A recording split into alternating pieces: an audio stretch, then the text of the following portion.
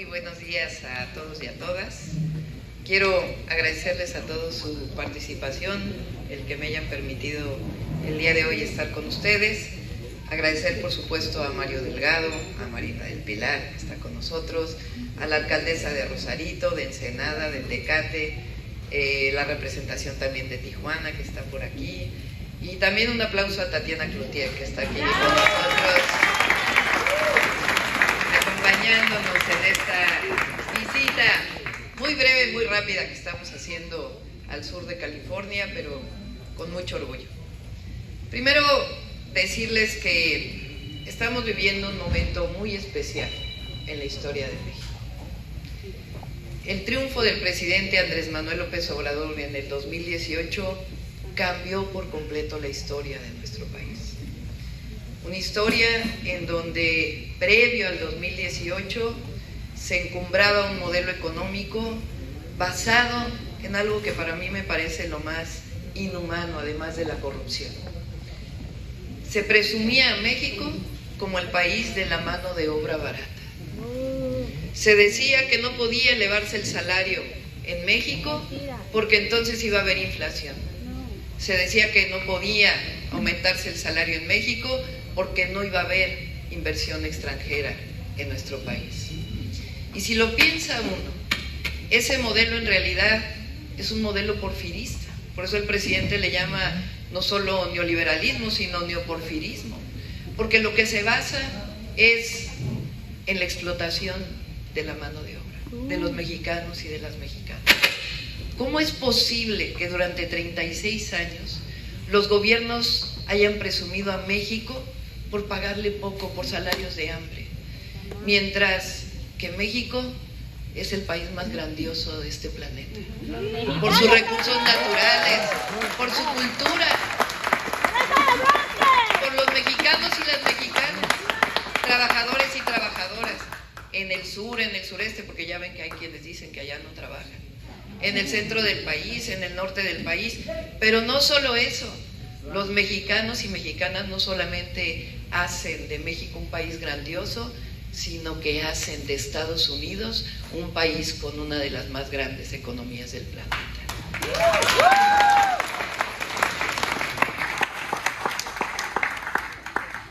Los mexicanos y mexicanas en Estados Unidos no solamente contribuyen con la mayor proporción de divisas que hay en nuestro país con las remesas, sino que contribuyen a la economía de Estados Unidos. Y no podemos permitir, como gobernantes mexicanos y mexicanas, ninguna discriminación a nuestros paisanos y a nuestras paisanas.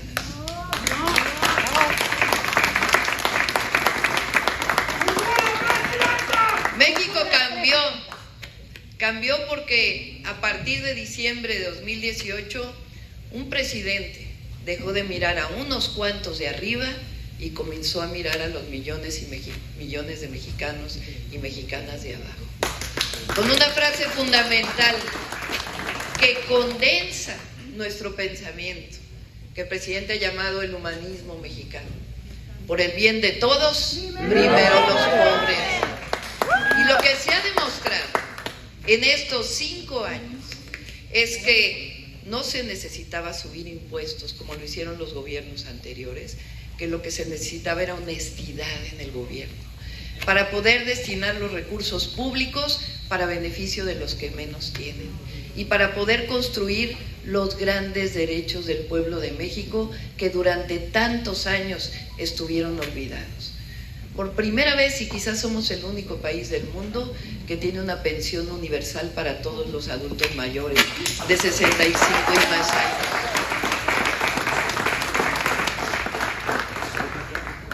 Quizás somos el único país del mundo que beca a todos los jóvenes de preparatoria para que los jóvenes no tengan que abandonar sus estudios y puedan apoyar a sus familias. Pero además eso se elevó al rango de constitución. Ya ningún presidente, a menos que tenga, y no lo creo, el conservadurismo, las 2/3 partes de la Cámara de Diputados y Senadores, ningún presidente lo va a poder cambiar. porque hoy es parte de la Constitución de la República.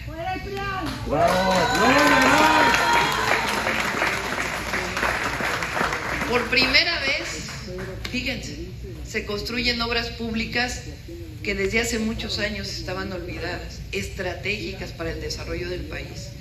El Tren Maya en el sureste de México, que está ya por inaugurarse.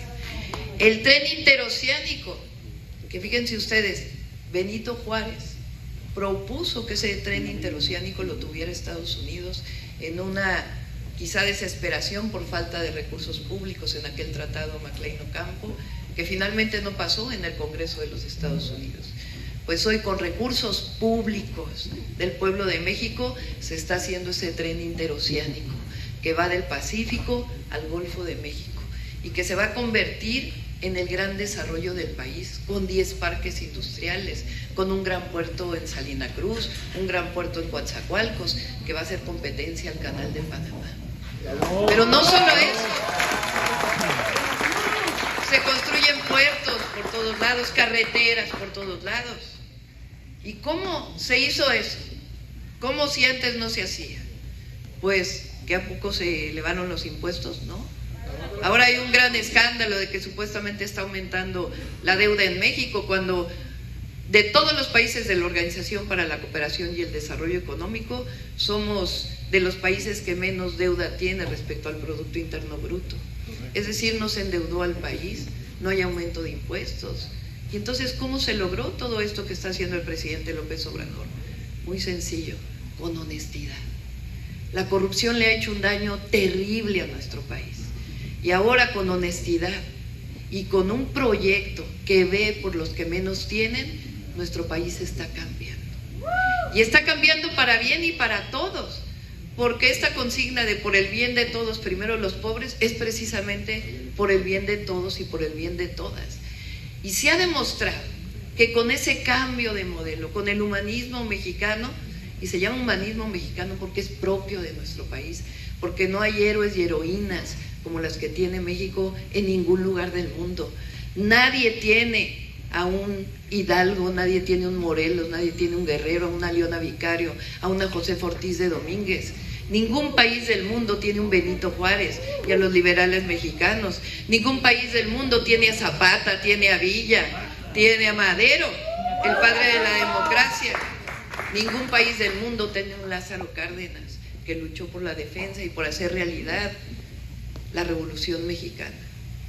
Ese humanismo mexicano, humanismo porque pensamos que no puede caminar el de adelante si no camina el de atrás, que no podemos caminar por caminos estrechos, que los caminos tienen que ser amplios para que todos puedan salir adelante, que esta palabra de prosperidad compartida sea una verdadera realidad y que no sea como ha sido en la historia de México durante tantos años, que unos se hacen más ricos y la gran mayoría se hace más pobre. Por primera vez tenemos un gobierno que mira por el pueblo de México. Y lo más increíble es que se ha demostrado que con este modelo el país sale adelante. Nunca antes, desde hace muchísimos años, el peso había estado tan fuerte frente al dólar. Estamos con la mayor inversión extranjera, creo que de la historia, 30,000 millones de dólares en el primer semestre de este año, y se espera muchísimo más.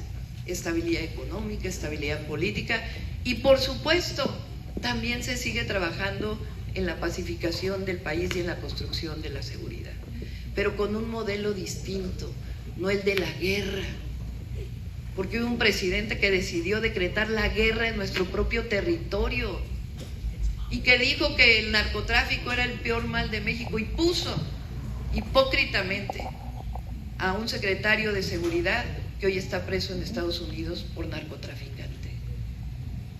Eso se acabó en México.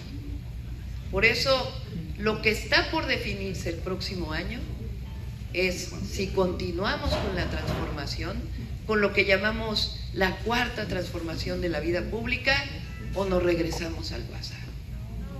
No. ¿Verdad que no? Ya no queremos más aviones presidenciales, Estado Mayor presidencial, ya no queremos esos lujos, esos privilegios que tenían los grandes gobernantes mientras había un pueblo pobre.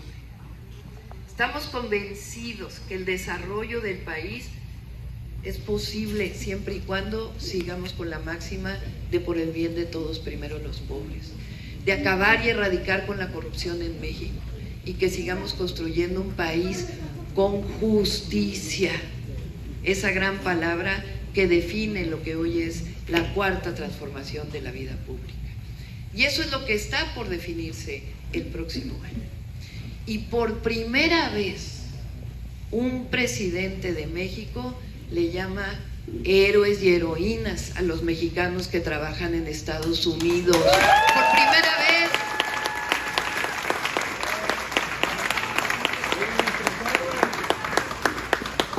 Y por supuesto, y aquí nos comprometemos, que tenemos que seguir trabajando con ustedes, seguir convenciendo al gobierno de Estados Unidos, cualquiera que sea el gobierno de Estados Unidos, que es necesaria una reforma migratoria para los mexicanos.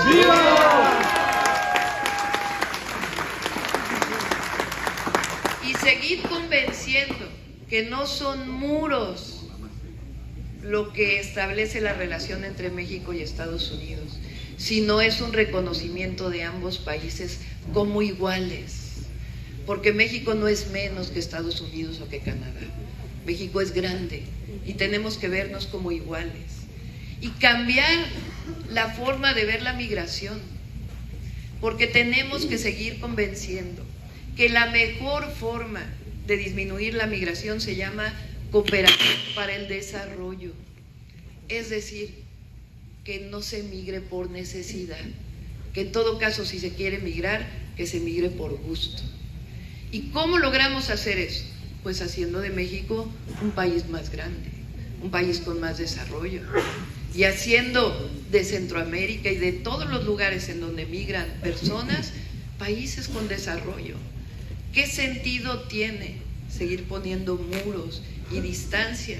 ¿Qué sentido tiene seguir invirtiendo tanto en la guerra en otros países cuando una parte de eso se podría dedicar para apoyar a los jóvenes de Centroamérica, hombres y mujeres, a los jóvenes de México, hombres y mujeres?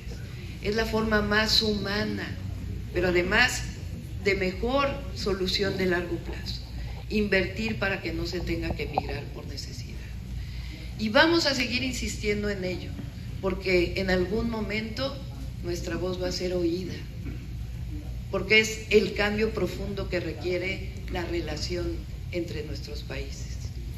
Hoy somos el principal socio comercial de los Estados Unidos, más que China. Y eso se ha logrado por esta comunicación que hay entre ambos gobiernos, porque se dice, es que no es tan buena la relación entre Estados Unidos y México. Si no fuera buena no tendríamos esa condición. Claro que siempre hay problemas. Y es normal, cuando hay relaciones comerciales, pues puede haber algunas cosas en las que no estemos de acuerdo.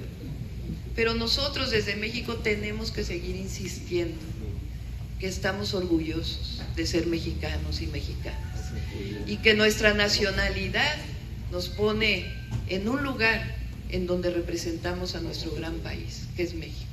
Estemos viviendo en Estados Unidos, estemos viviendo en México o en cualquier otro lugar del mundo.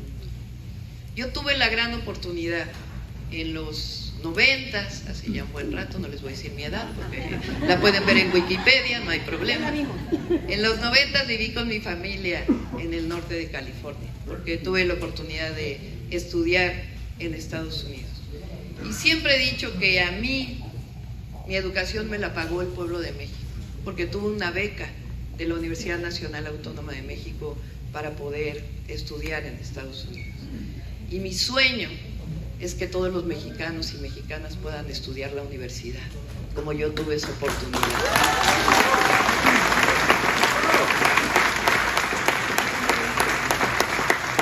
Como jefa de gobierno lo que hice fue crear 2 universidades públicas, donde hoy estudian 50,000 estudiantes. Gratuitas, porque la educación es un derecho. Regresando un poco de lo que me dio el pueblo de México a mi ciudad, que es donde nací. Pero eso es lo que queremos para el país. Seguir regresando al pueblo de México lo que nos dio. y seguir construyendo el mejor país del mundo, que en realidad lo somos. Tengo familia que vive aquí en Los Ángeles, aquí está mi hermana, vive desde hace 30 años aquí en Los Ángeles, como muchos mexicanos y mexicanas que tenemos familia viviendo en Estados Unidos. Mi sobrina vive también aquí en los Estados Unidos. Y esta es la hermandad que tenemos. Y tenemos que seguir luchando porque esta hermandad sea siempre una hermandad de defensa de los derechos de los mexicanos y mexicanas en donde quiera que estemos. Cuando viví en California, también luchamos porque nunca nos cansamos de luchar con la familia, porque se hiciera realidad el voto de los mexicanos en el extranjero. Hacíamos nuestros picketings ahí afuera del consulado de San Francisco para poder defender el derecho de los mexicanos a luchar en el extranjero y a organizarnos como mexicanos y mexicanas fuera de nuestro país. ¿A qué los llamo? A que sigamos organizándonos, porque nuestra voz se escucha si nos organizamos, en Estados Unidos y en México. Ustedes saben, nosotros somos Morena, somos el partido Morena, que es la esperanza de México. Pero que se organicen como Morena, los invitamos a ser parte de los comités de Morena aquí en Estados Unidos. Y los invitamos también a esta organización que tiene líderes y lideresas tan importantes como quienes hemos escuchado hablar aquí. Y nuestro compromiso permanente a través de esta organización de que vamos a defender los derechos de los mexicanos y mexicanas en donde quiera que estén. Y seguir insistiendo que los mexicanos y mexicanas en Estados Unidos no solamente contribuyen a la economía de México, sino que contribuyen a la economía de los Estados Unidos y que por eso requieren tener sus derechos. Yo quiero agradecerles la posibilidad de platicar con ustedes y también decirles, no sé si por aquí anda el Instituto Nacional Electoral, porque ya ven que por todos lados nos persiguen. El INE. El Instituto Nacional Electoral. Que ahora, fíjense ustedes, nos ha dicho que tenemos que tener eventos muy chiquitos, cerrados. Ya no podemos tener eventos abiertos porque su argumento es que hay mucha gente en nuestros eventos, en nuestras asambleas.